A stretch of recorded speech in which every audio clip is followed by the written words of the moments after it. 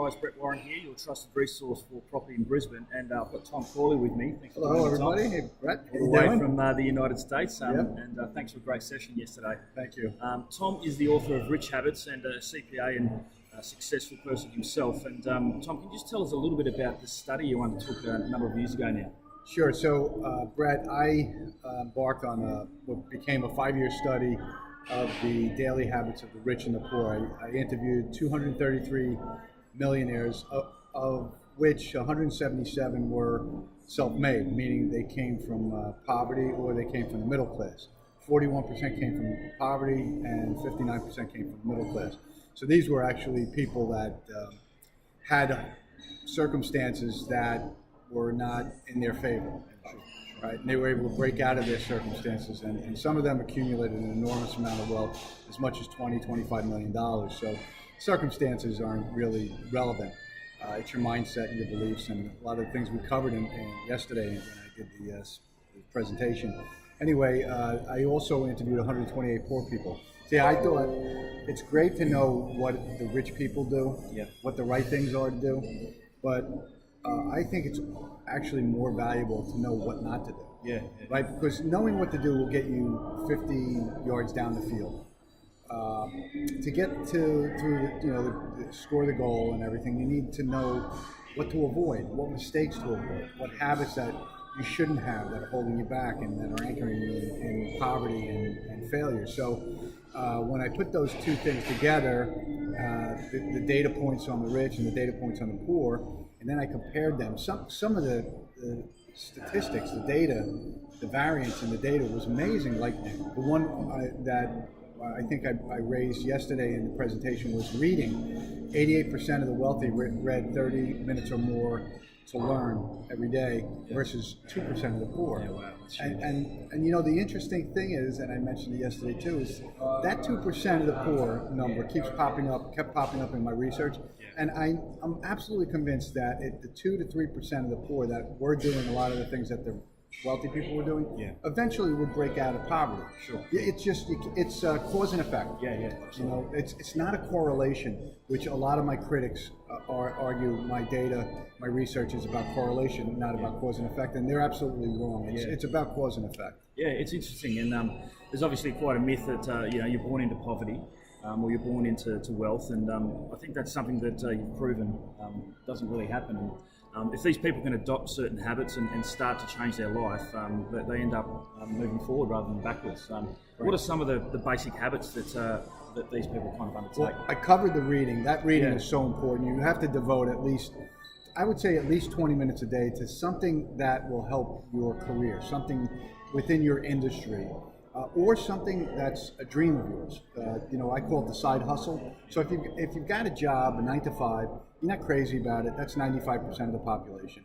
Have a side hustle going on where you're pursuing a dream, pursuing your goals, and then devote 20 to 30 minutes a day of learning everything there is to know about that side hustle. For me, it was writing. And so I would read probably 2 hours a day on actually how to go about writing a book or how to write and how to get it published. And that took probably 2 or 3 years. And then once I had that knowledge, that's the other thing about wealthy people, successful people. Once they have knowledge, they don't sit on it. They act on it. So it's great to have all this knowledge, and if you're not doing anything with it, it's a waste. It's actually a waste of knowledge. So you have to take action.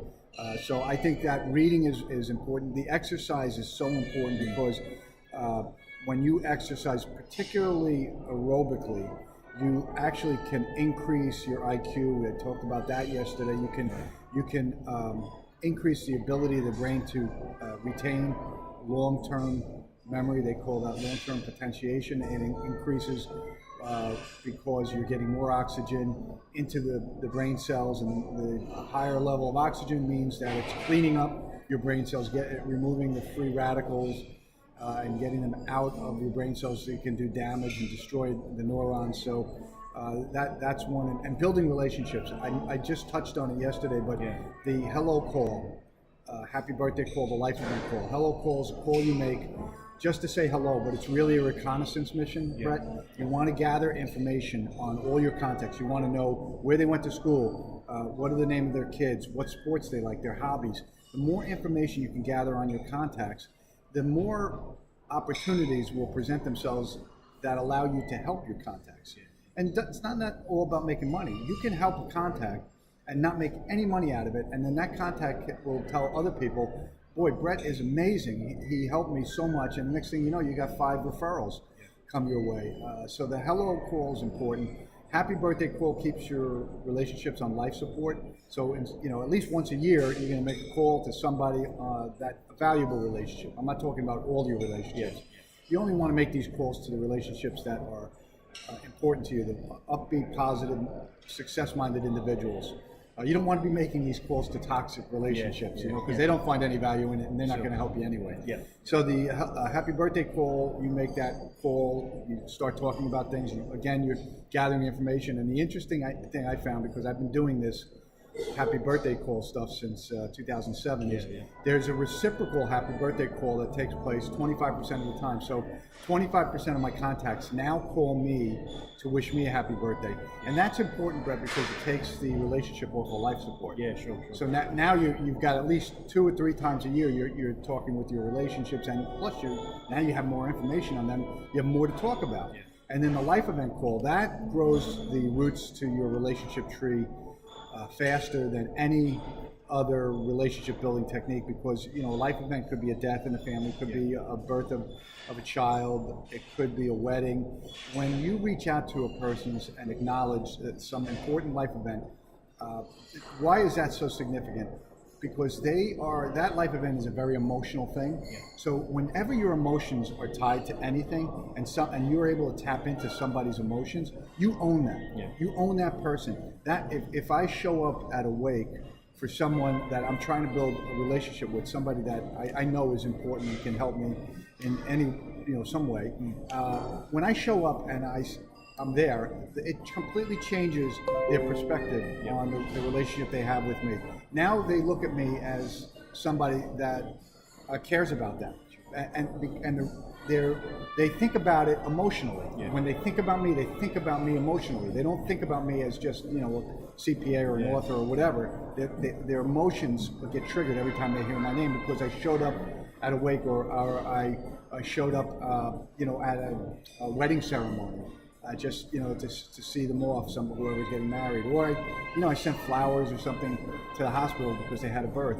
So that you want people, when they think about you, you want them to think about you in an emotional sense, and then you own them. Right.